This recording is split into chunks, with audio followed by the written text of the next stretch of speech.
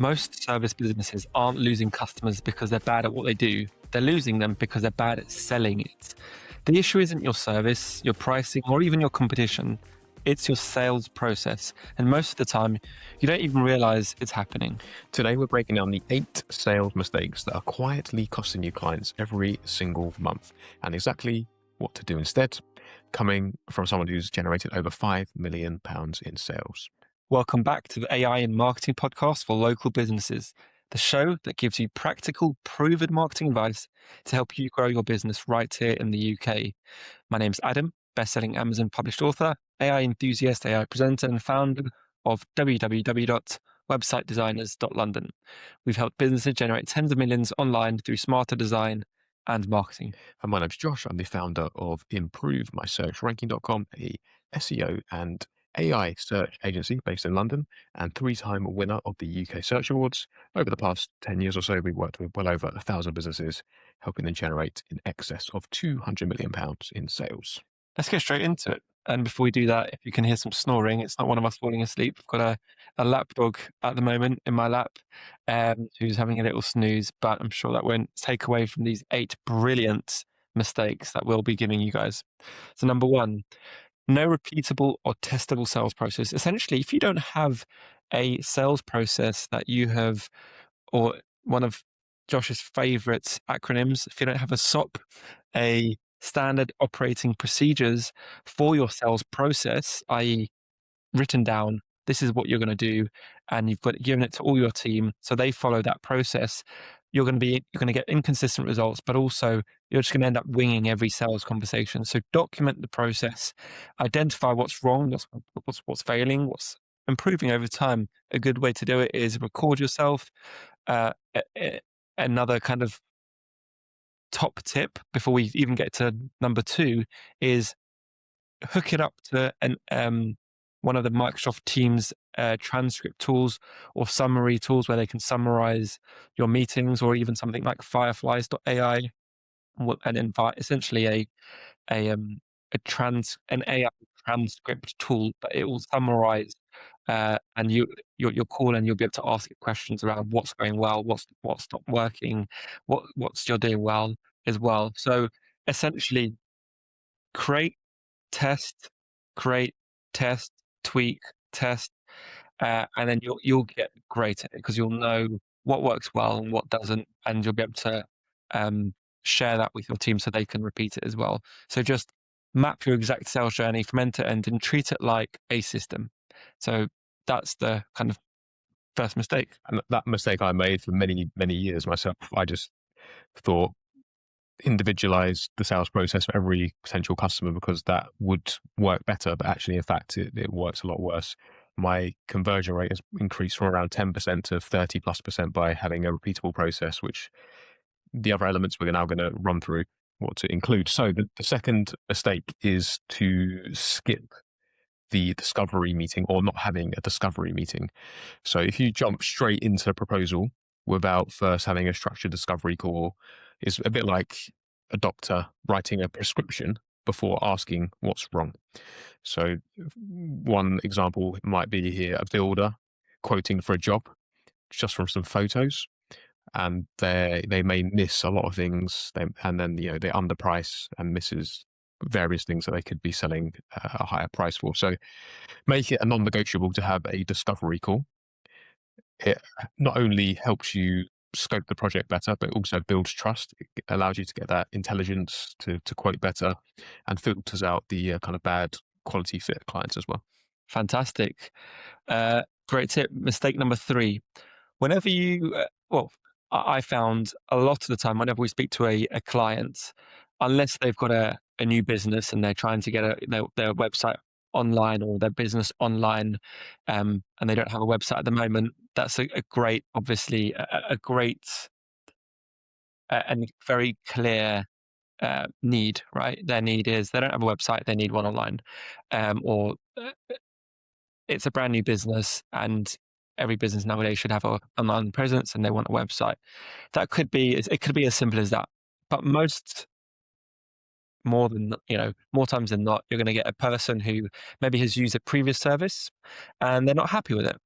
you need to have that conversation with your client, because ultimately, let's say you're a window cleaner.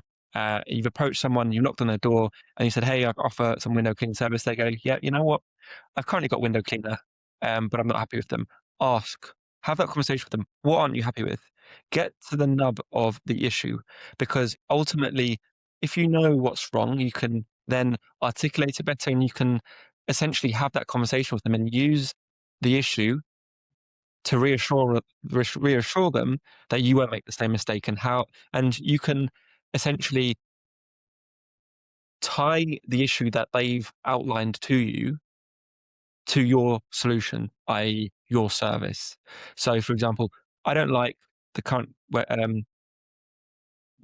window cleaner because he really doesn't get into those corners, and I see he's in a rush. Um, and then your comeback could be something like, "Okay, not to worry. I actually spend 5 minutes more than my usual, than the typical uh, window cleaner, because I'm very meticulous with the window cleaning. I've got a bit of ADHD, and not ADHD. That's the wrong diagnose it, but I've got OCD, and I have to get every single drop from every single corner. And I'm not suggesting it, by the way, you lie about any sort of um, challenge that you might have, but just give an example of how you're using something that might other people might view negatively to a emotional hook that drives that buying decision, specifically regarding the fact that the existing cleaner doesn't get into those those little nooks, and it doesn't do a good job. You're just using that emotional hook. You're using that particular issue, even if it's not an emotional issue, and you're providing them with a solution. So another example, it might be, we want more leads. If you're, I don't know, um, you're selling a marketing service, and they say, "Hey, we need more leads." Let's say you're a telemarketing telemarketing company. You call someone and they say, "We need more leads." Okay, so instead of jumping into pitching services, dig deeper, identify the problem, and ultimately you'll get a better sales process. So reflect their situation back to them in plain language. So what you're dealing with is X, even before you even mention your service. Awesome. Mistake number 4 in sales in our list here is not forecasting the outcome. So you describe what you do, but not what life looks like after you've done it for your prospective client. An example here would be if a social media marketing agency said to somebody, you know, we'll run your ads, we'll do everything for you, we'll do X, Y, and Z. But what they don't mention is the expected return on investment or the expected amount of leads or the cost per inquiry. If you can build in some sort of forecasting into your sales process and display it on screen or in person, that's going to paint a picture for the before and after, and that's going to really help increase your conversion rate. So, for example, in the SEO world, what you could do is and what we do is we could do some keyword research. We can find the total addressable market. This is how many people are searching per month for your target keywords. This is where you currently rank in Google. If you was in position X, you'd get Y amount of traffic. If you have Y amount of traffic and your conversion rate is Z, then you're going to get this many new inquiries. So forecasting the outcome is a great idea. Not doing that is a mistake. Yeah. Mistake number 5, if you don't give any value up front, you're essentially you're asking for a sale from a stranger who's received nothing, and that's hard work, right? So what we're suggesting here is give something genuinely useful before you close, whether that's you know, let's go back to the window cleaner analogy or service. Clean one of their windows and say, "Look, here is an example of my work." Um, uh, that's a great bit of value. They see your work, and likelihood they'll want you to do the rest. Um, or they'll say, "You know what, we'll clean all your windows. We usually charge X amount, but you know what, we'll also clean your door for the first few times, just because." In fact, before I leave today, I'm going to clean your door just so you can see the value of my work. That's a great small bit of, it'll take you a bit of time, but you're showing the value of your work, and you'll likely increase the probability that you're going to close that client ultimately. Another example is, as a web designer, Sometimes, depending on the value of the kind of client, we offer a free mock-up of their homepage, just so they can see the value of our work. And if they choose to go somewhere else, that's absolutely fine. It might take us a couple of hours, however long it takes us, but again, it gives that value, shows that we're willing to commit, shows that we're serious about winning their business as well. Another example, I know, Josh, you do a kind of keyword research and an audit for the second time you meet the client as well, um, which again works wonders as well. Yeah. You reminded me of what one of our customers does. He's a carpet cleaner based down in Dover, and he offers a free trial where he'll clean 1 square meter of your carpet, and Oh, that's dangerous. it's very good actually. Does it, as soon as you get 1 square meter cleaned, and that's nice and clean, the rest of it looks dirty. You just gonna want him to do everything Yeah. else. So it's quite a cool idea. That's really crafty. It is a bit crafty. Yeah, because it's like you've made it look. I mean, you've made it look better, but ultimately, it now looks doesn't look synonymous with the rest of Yeah, the yeah, yeah, oh, cool, with the rest of the carpet. yeah. Well, Fair interesting. enough. That's his sales process. It works for him, so Yeah.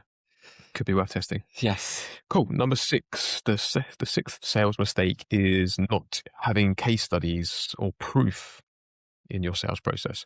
So simply saying, we're great at this, we're the best at this, Mm, means nothing. You need to have some irrefutable evidence that you can do what you say you can do.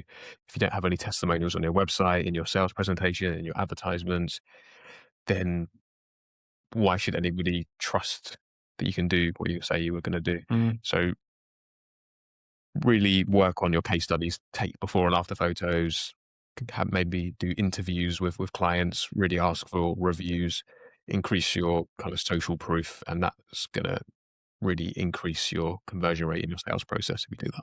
absolutely. Another thing that I thought of there is, I can remember when we started off as an agency, we didn't have any examples.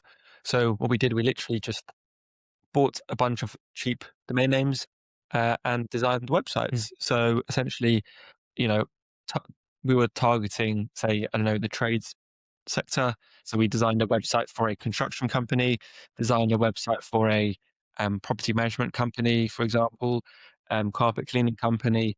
And that way, it was a nice way of showing our customers that, hey, here is an example of what we can do for other companies or mock companies. And so it gave them the kind of belief that we could do the same for them.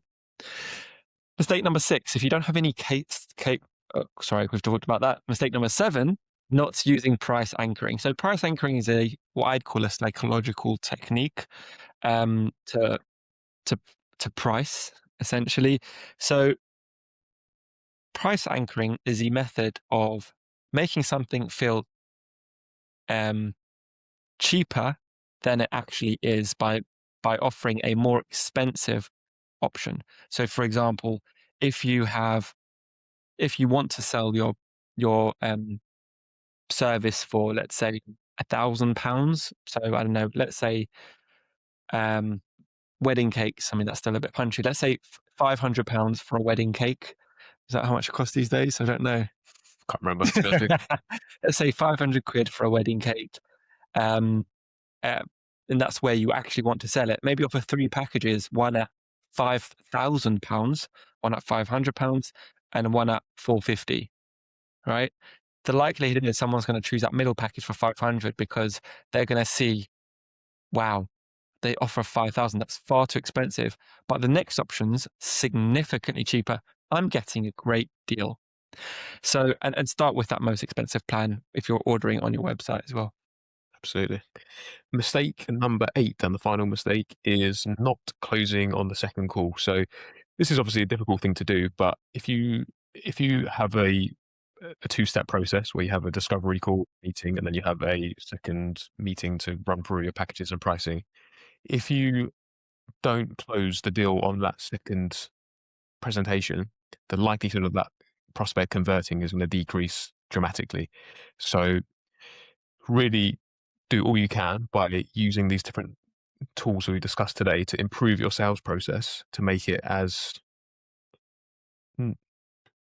easy as possible for somebody to want to convert in that sales call. So you need to improve the process of your second stage meeting with each of these points here that we discussed to increase your conversions on the second call. One bonus tip, I suppose, is when you mention the price, is to go silent. And once you've said, these the first price is £5,000, then it's £500, and it's 450, and then you just might say, which of those packages suits you best, and then you just don't say anything at all until the other person response. It can feel a bit awkward with the space, but after a few seconds, everybody's going to say something. Mm, that's a great tip. So shall we quickly recap? Yeah, quick recap. Yeah, so mistake number one is no repeatable, testable sales process. Second is the skipping the discovery call. Third, not naming the problem. Fourth, not forecasting the outcome. Five, giving zero value up front. Six, no case studies or proof. Number seven, no use of price anchoring. And number eight, not closing on the second call. Great things to avoid doing, and it will really improve your business. And honestly, those are such gems coming from the big combined experience we have there. So absolutely use them. They work not just for us, but for other business owners and entrepreneurs as well. So thank you for listening. Please do follow us. It really helps, our podcast and help us continue doing what we're doing for you guys. Leave us a 5-star review. That also helps. Well, thank you for listening.